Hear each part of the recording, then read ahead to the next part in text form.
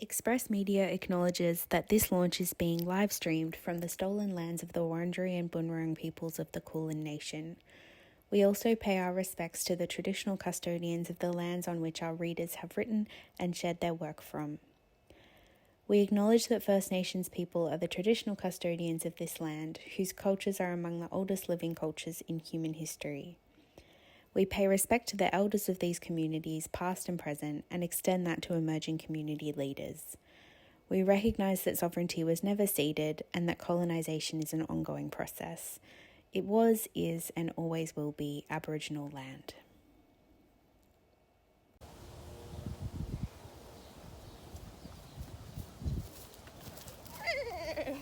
Howdy, partner, and welcome to the launch of Voiceworks 124 themed saddle.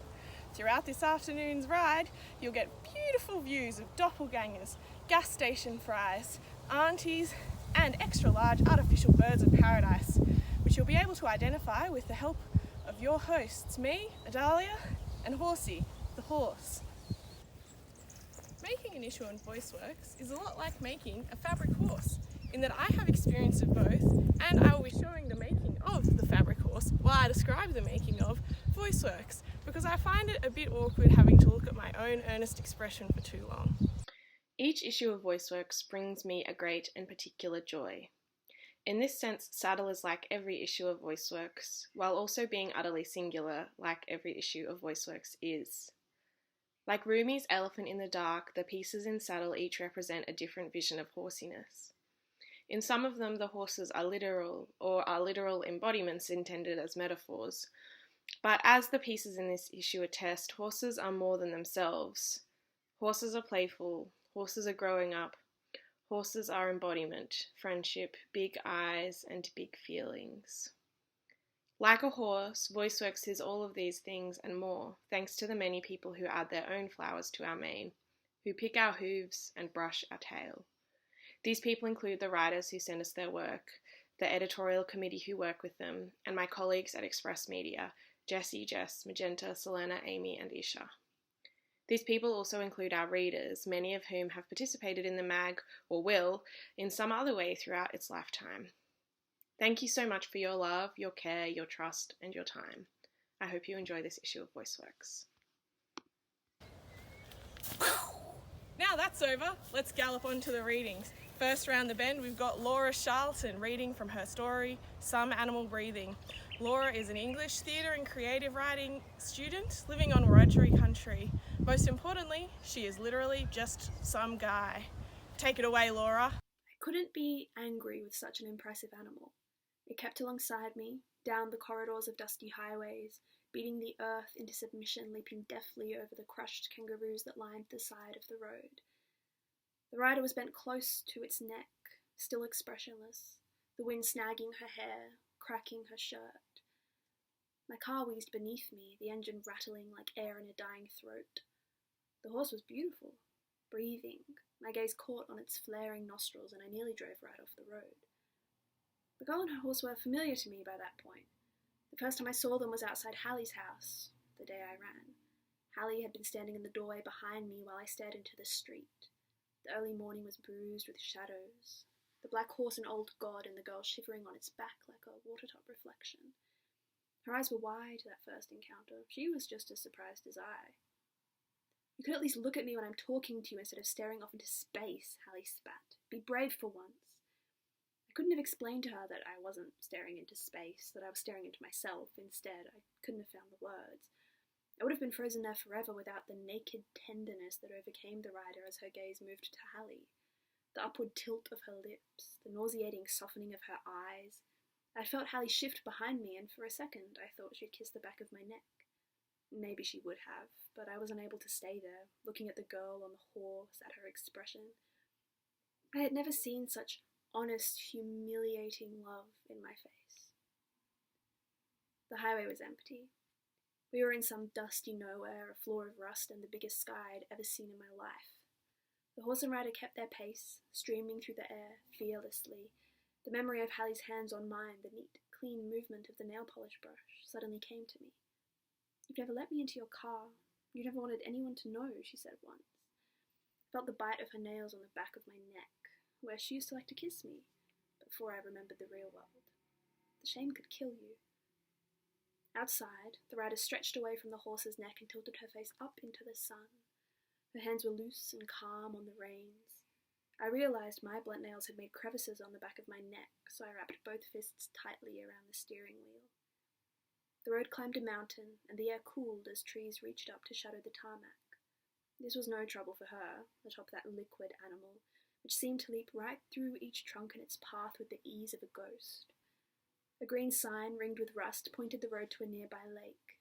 She ducked under it easily, but in a moment of startling familiarity, reached a hand up to tap the bottom of the metal as she passed.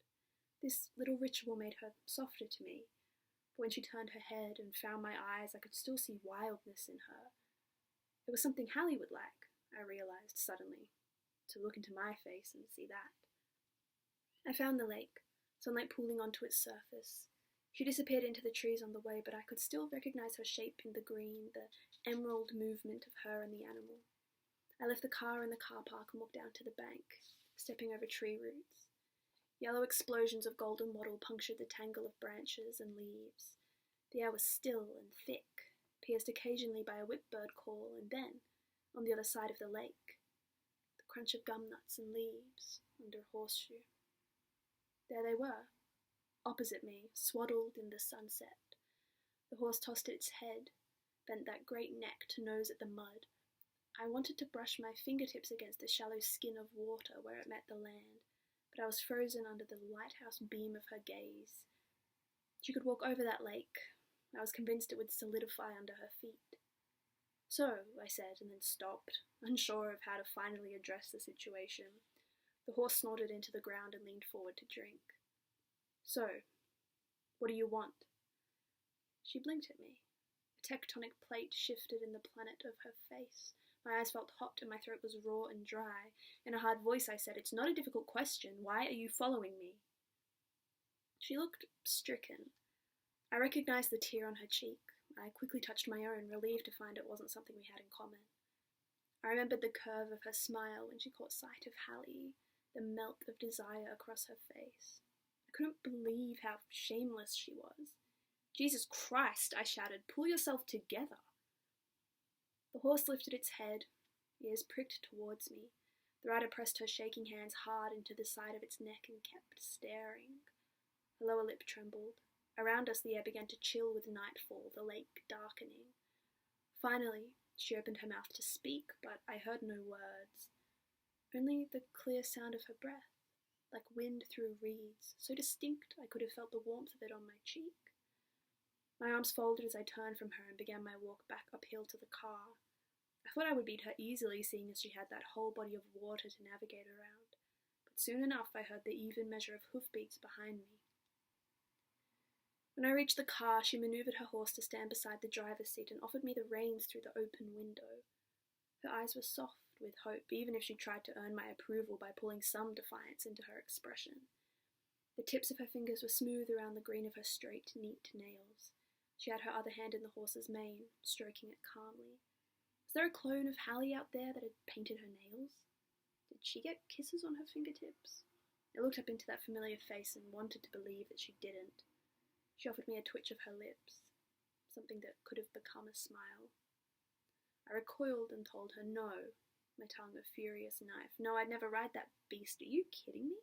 You want me to trust that thing, sit on its ugly back, be an animal, lose control? I hate it. I hate seeing it. You should know better. The horse nickered and she drew back her hand sharply, her knuckles white. I drove off, away from them, and began searching for another motel in the dark. I pressed hard on the accelerator, desperate to keep them trapped in the rearview mirror. It wasn't anywhere near enough. Nothing could run from that horse, and soon it had pulled level, the rider looking across at me again. I could see some great puzzle unfolding behind her eyes, a desperate glint to them. I felt a little guilty about my cruelty. There was a certain grief and determination in her face, and I had put it there. "Nee, thanks, Laura. Nee." Hot on Laura's heels is Julian Palacios. Julian will be reading from their poem, Pretty Like a Girl. Julian is a proud trans man, psychology student, and cat dad. Take it away, Julian. This one's called Pretty Like a Girl. We only want what we can't have. You want to feel delicate, and I want you to want me. You want midnight swimming lessons from a diver who returns from the blue night to warm up in your heat. I want to run hot like your boy can. These small, smooth hands don't look like the boy's, the one you kissed tonight, and we know it.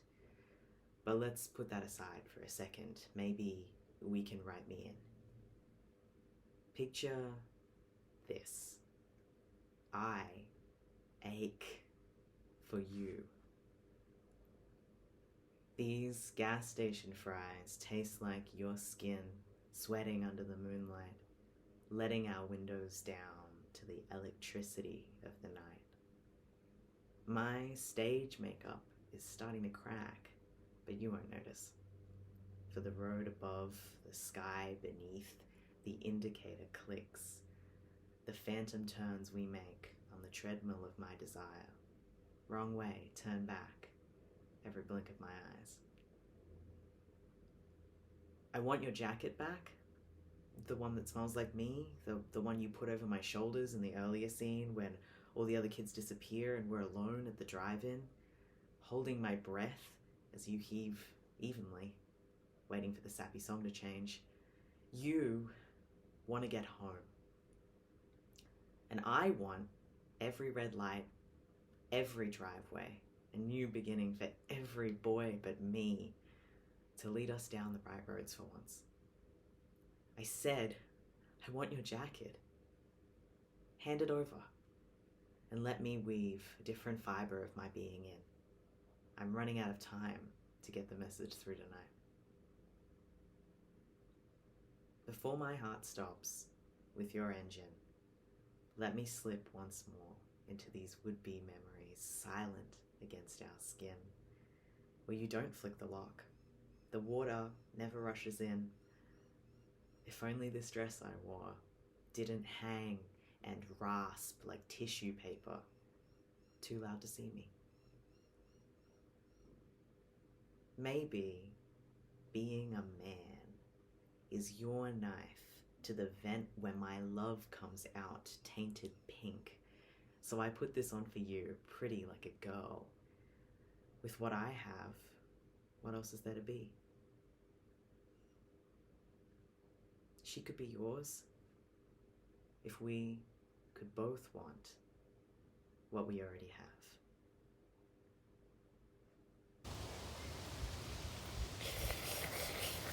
Yeah, thanks, Julian. That was a cool, refreshing drink.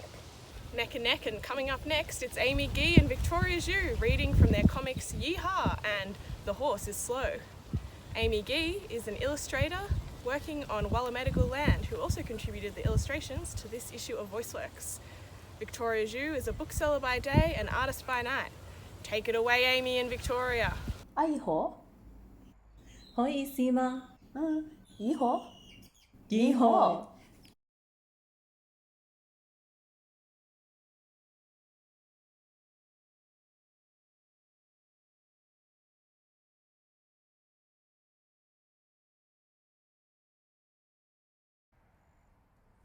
妈妈骑马，马慢，妈妈骂马。Mum rides a horse, but the horse is slow. Mum scolds the horse.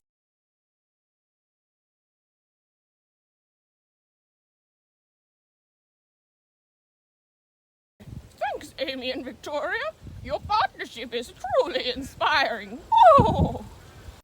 Here at Voiceworks, we understand the importance of a partnership, be it a writer with their editor, an artist with their collaborator, or a man and his horse. Sometimes partnerships are made through conversation. Sometimes they are made through track changes. And sometimes they are made with hot glue and a dress you were obsessed with in 2009. And sometimes they are made using a dress-up game character creator. Make a horsey partner with the dress-up game of your choice. Post it to Instagram or Twitter and tag Voiceworks, and you could go in the running to win an exciting mystery prize pack. Be as creative and wild as you like. Now, back to the launch. Tragically, the washing machine had become sentient and it was causing me a lot of concern. It was not my washing machine, it had come with the house I was renting. The house also came with the dryer and a dishwasher and a housemate who had since moved out. Dishwasher and friendly housemate who enjoys baking and the occasional board game night, the ad had said. It had not mentioned the washing machine. Sales pitches were disgusting. I crouched down before the washing machine so I could examine it properly. I was about to head out and I didn't want to leave it by itself in case it got up to mischief while I was gone. It was cemented to the floor and had no legs, so I figured there wasn't much risk of it moving, but I didn't want it accumulating knowledge about me while I wasn't there.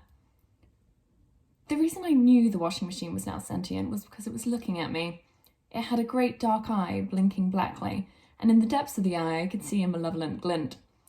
The eye also functioned as a door which opened and closed to allow laundry in and out, and the untrained and unsuperstitious observer might believe that it was only a door and not an eye at all. Not me. I knew I could not confide my misgivings in anyone.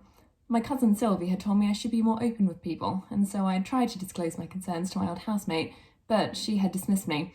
She was unimaginative. Once, in a show of sociability, I had offered her some scones. She'd responded that she was allergic to glucose and kicked her door shut. I was wiser on my own. I rapped my knuckles against the plastic of the washing machine's pupil. It did not respond. I acted as though I was bested, stood up, and began to leave. As I reached the door, I whipped around suddenly in an attempt to catch it off guard.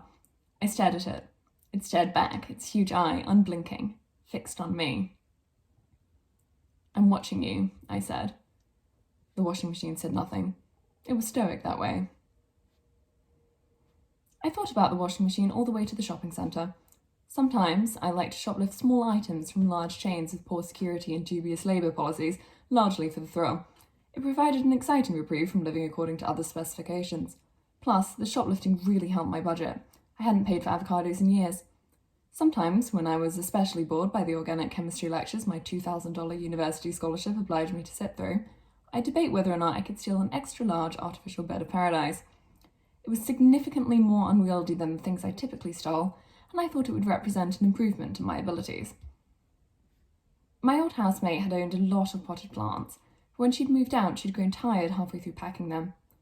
She'd asked me if I'd like to keep some and reminded me that they needed water after I had said yes.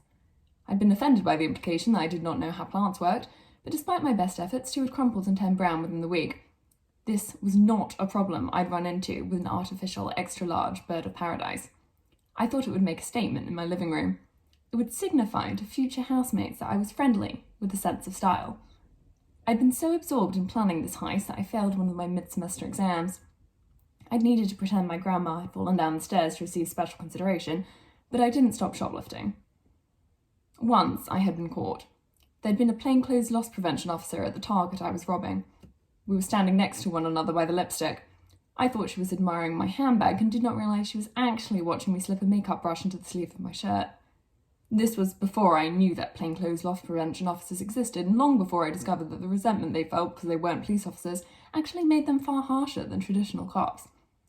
The loss prevention officer had needed to recruit an actual policeman in order to confront me, and I'd made it halfway through the shopping centre before the two of them caught up. "How dare you?" I said, once it had become clear that I was being accused of a crime. "I am being discriminated against," I said. "I will not show you the inside of my pockets." I started to cry a little bit. The tears were real. I didn't like confrontation. They let me leave. The thrill of my victory almost beat the rush I got from shoplifting. I thought maybe I should get caught more often. "My name is Melanie," I said moments later to the barista at my favourite cafe. My name wasn't Melanie. This was my attempt to keep the rush going. At the shopping centre, I made my way towards a megastore that sold appliances. I walked a long, slow loop around the shop floor so the washing machines, stacked like neat dominoes in the far corner, would not see me approach. I feigned interest in the vacuums. I hovered casually beside the dryers. I toyed with the sticks of gum near the counter and pocketed two, all while keeping the washing machines carefully in my peripheral vision. But as I finally neared them, I realised I needn't have bothered with subterfuge. These washing machines were all lifeless. The surfaces were sterilised, their black doors dull. It was good to know that at least some of the world's washing machines were appropriately inanimate, I thought. I grabbed a DVD copy of The Intern that would otherwise have cost me $15.99, so the excursion could not be considered pointless. I looked about for a security officer, but the only employee near the exits was visibly on his phone. I considered making an anonymous customer complaint. This apathy was irresponsible. Anyone might steal. Thanks, Madeline, and thanks to everyone for tuning in. You can find these pieces in full, plus lots of other wonderful pieces in Voiceworks 124 themed saddle. And you can find Voiceworks 124 themed saddle at your favourite bookshop or on our online store, expressmedia.org.au/store. Yay!